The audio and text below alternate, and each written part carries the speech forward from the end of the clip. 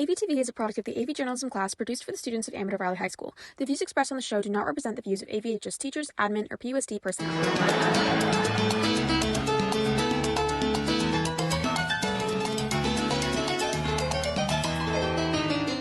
Good morning, Dons. Hope you're having a great day. Today is Thursday, March 21st, and I'm Cora.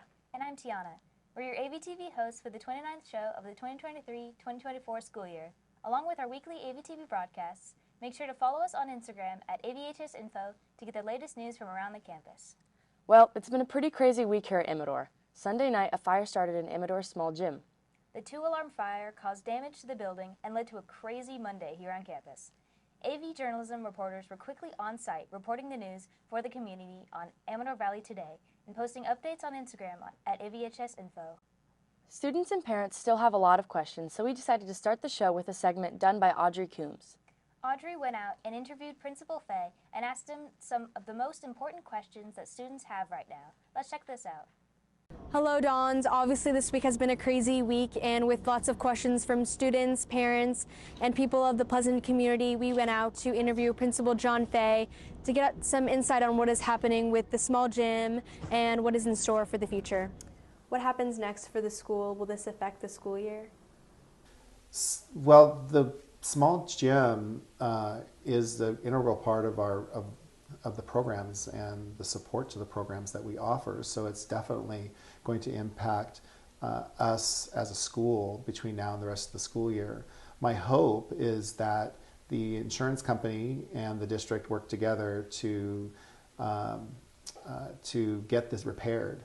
Right now, we have the restoration has started. They've already cleaned up the girls' locker room. They're going to work on the office next, the girls' PE office, and then they're going to move to the cafeteria and the gym. And the gym, once the cleanup happens, then the repairs can happen. Will this affect AP testing since in previous years it was held at the small gym? So yes, this is going to affect AP testing. We feel like that.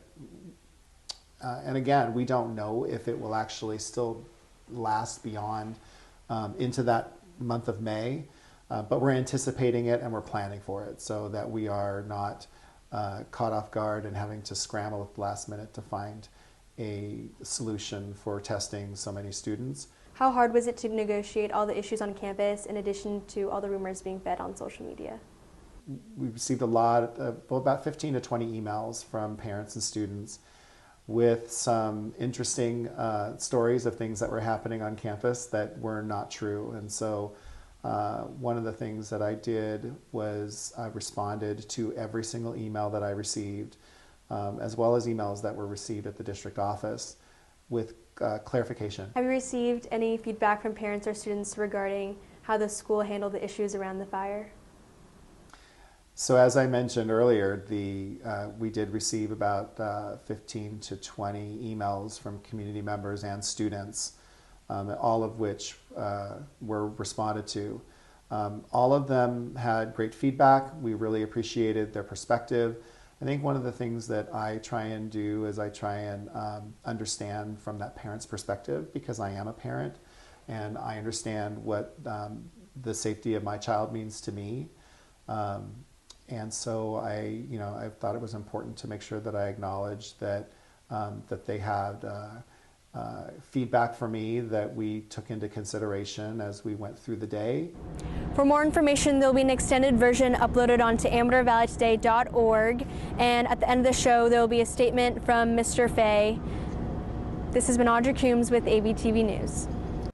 If you're interested in more information about the incident, go to AmadorValleyToday.org for the story and recent updates.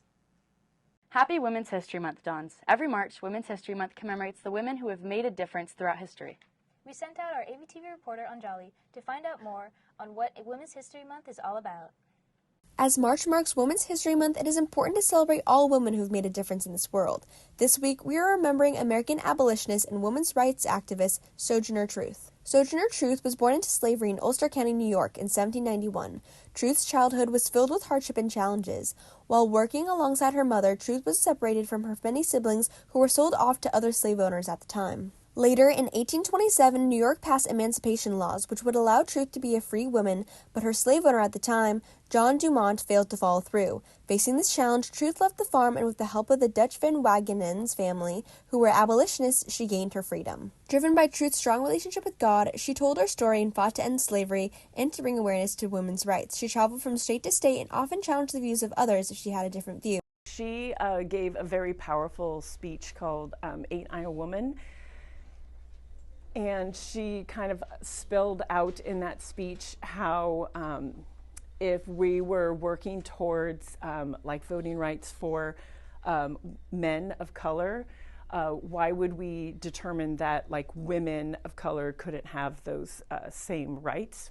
This has been Audrey Coombs with AVtv News. Hey Tiana, did you do anything fun for St. Patrick's Day?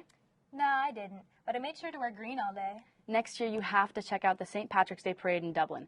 They sham rock it every year. We sent out AVtv reporter Gigi Zhang to recap this year's parade and find out more. Let's take a look. This past weekend, the city of Dublin hosted the 40th annual St. Patrick's Day celebration. The parade on Saturday started on Dublin Boulevard and Amador Valley Road and ended near the Dublin Senior Center. At 9:30 a.m. sharp, over 80 performers, marching bands, floats, and pedestrians circled the route to celebrate St. Patrick's Day. I love the parade. I've been coming to the parade every year since I've lived here.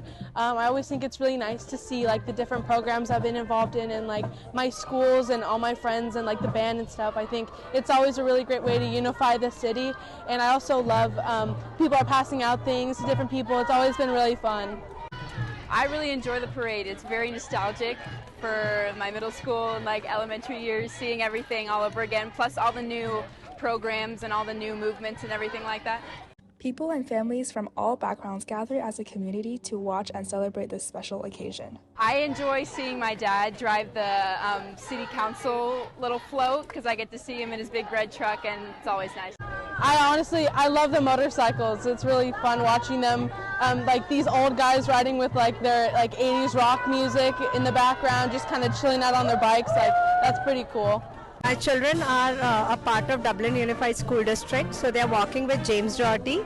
And this year I wanted to stand and watch the parade so that I can look at all the procession.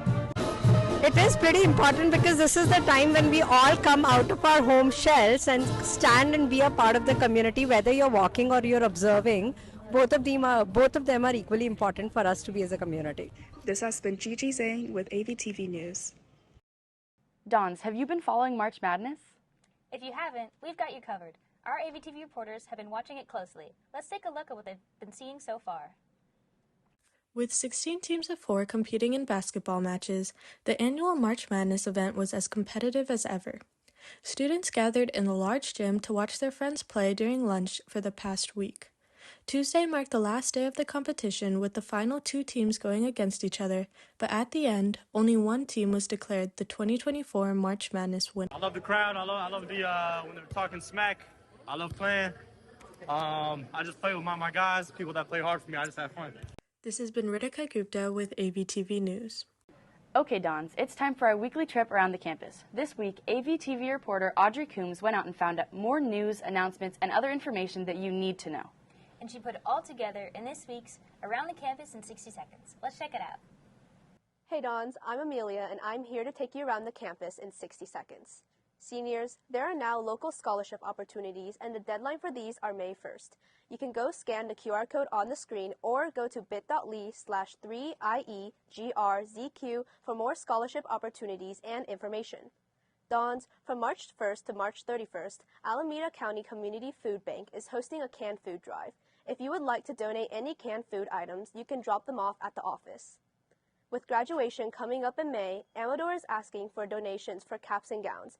If you know anyone or have older siblings willing to loan to students who aren't able to purchase them, it would be greatly appreciated. To donate, you can bring them to the main office anytime during school and mark it FAO and Straub. Remember, due to juniors taking the CAS test, there's a modified bell schedule next Wednesday and Thursday. Make sure to keep note of the schedule change. This has been Amelia Tao with Around the Campus in 60 Seconds. Dons, don't forget how important it is to stay connected. You can find out everything going on around campus by going to AmadorValleyToday.org or follow us at AVHS Info on Instagram. Also remember the leadership Instagram at AVHS Dawns, where you can find all the Spirit Weeks and other ASB activities going on around campus. Now we have a message from our administration. Good afternoon, Amador Valley community. This is Mr. Fey, principal of Amador Valley High School. At 7:57 p.m. on Sunday, March 17th, a 911 call was made by one of our custodians on duty, and the Livermore Pleasanton Fire Department was dispatched to our school on a report of smoke in the small gymnasium. Crews arrived and confirmed a structure fire and began working to put it out. A second alarm was given and more fire engines were dispatched, 13 in total, to help put out the blaze. These brave first responders were able to contain the fire in approximately 30 minutes. On behalf of our entire Dawn community, I want to thank these brave men and women for saving our school and for keeping the fire contained to only the small gymnasium. We are fortunate that the fire was contained in the small gym only and not damaging any of the other connected areas, including the theater, the cafe, the girls' PE office, and the girls' locker room. All of these spaces remain undamaged by the fire. Once the fire department put out the fire, cleanup and assessments needed to occur. Staff asked the fire marshal multiple questions specific to our ability to hold school the following day. A thorough inspection was made of the entire campus, including the small gymnasium, and it was determined there were no concerns.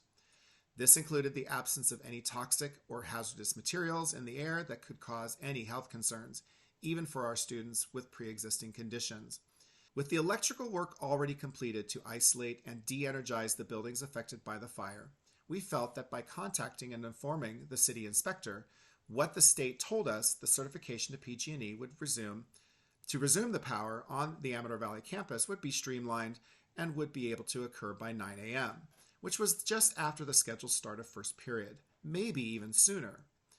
With this information in our minds, the decision was made to not cancel school, as we had safety clearance from the fire marshal, and we had a reasonable expectation of a timeline to get power back to the school as close as possible to the beginning of first period. So, starting at 11 a.m., the A building became energized, then B, then C, around the campus, one by one, building by building. The power would get turned on and checked. Some of the buildings had residual alarm signals from the previous night, so a false alarm would sound. And then we would have to stop and go check it to make sure that this was in fact a false alarm, disconnect the alarm if necessary, and then move to the next building. It took almost an hour to go through these steps until finally, just before noon, all of our buildings were back up and running. This timeline would have been faster had the jurisdiction been understood by our city inspector, and he had just certified our plan to PG&E when he arrived at 8 a.m. The reason for this message that I'm giving today is to let you know what was considered when making this decision to hold school. You also need to know that closing down school for a day is a big decision. Many of our parents rely on school because they work and cannot stay home from work at the last minute. Our instructional minutes are so tight that if the school was closed, we would have to come back to school by taking away one of your spring break days, or we could have added on a day of school after our planned May 31st graduation ceremony. I want you all to know that if the decision was made to keep the school open, it would have been with the assurances that you all would be safe by being here. The delay in getting power turned back on was unfortunate and also unexpected. This is a huge disruption to our normal school operations. We must remember that we are Dawns, we can adapt, we can conquer, and we won't give up.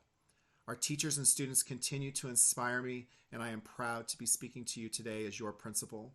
When we learn more from the results of the fire investigation, I will do my best to get you that information. In the meantime, be good to one another, stay safe, and go Dawns. Well, that's all we have for today. Make sure you hang around for this week's birthdaygrams and check back in with us next week for more news, announcements, and profiles. And remember, Dawns, it's always a beautiful day here at Amador.